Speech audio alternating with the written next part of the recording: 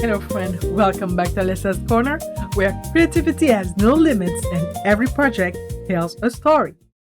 Today, I'm sharing my Craft Roulette episode 330 project. This week's parameters really stretch my creativity, but that's exactly why I love this challenge.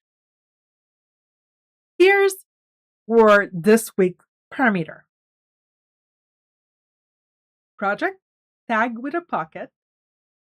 Color, trick or treat. Element, robot. Random, 3 strips of paper. Let's see how I brought all those together into one fun little project. One thing you may notice right away is that my project doesn't scream Halloween. And that's totally intentional. I didn't grow up celebrating trick-or-treat or Halloween, so I don't really have that nostalgic connection to it. Instead of making a Halloween-themed tag, I used a trick-or-treat color palette as my inspiration, while keeping the overall design cheerful and true to my own style. That's one of the things I enjoy most about Craft Roulette. The parameters are inclusive, not exclusive, so there are many creative ways to interpret them. And for me, that meant creating a sweet little happy male robot instead of a spooky project. For the base, I used a beautiful tag die from Scrapbook and Cards Today, one of the events that we had last year, and I wanted the tag to serve as the foundation of the entire story. So I chose a bright blue cardstock and added white splatters with my acrylic brush. And it kind of gives texture and movement to my card. To satisfy the random parameter, I added 3 paper strips right there. And those are from my stash.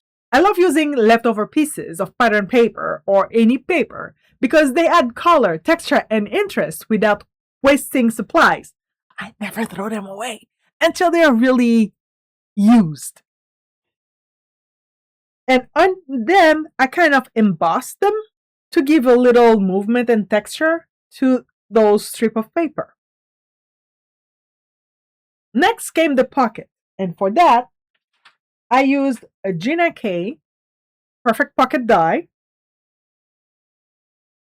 which worked perfectly for this challenge. And inside of the pocket, I tucked a floral happy mail along with those 3 paper strips, so it creates the feeling that the robot is delivering a bundle of happy mail. And I really want this project to tell a little story.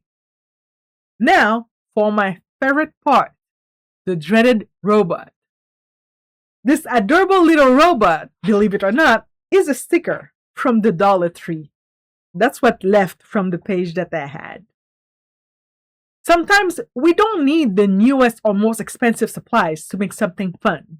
And I built the design around the robot, letting him become the star of the tag. Instead of delivering candy, he's delivering kindness. One happy piece of mail at a time. And I think that's the message we can all appreciate. To finish everything off, I added some enamel dots, tiny stars, those white splatter that I showed you with my acrylic pen. I added some ribbon and twine, and the sentiment at the top.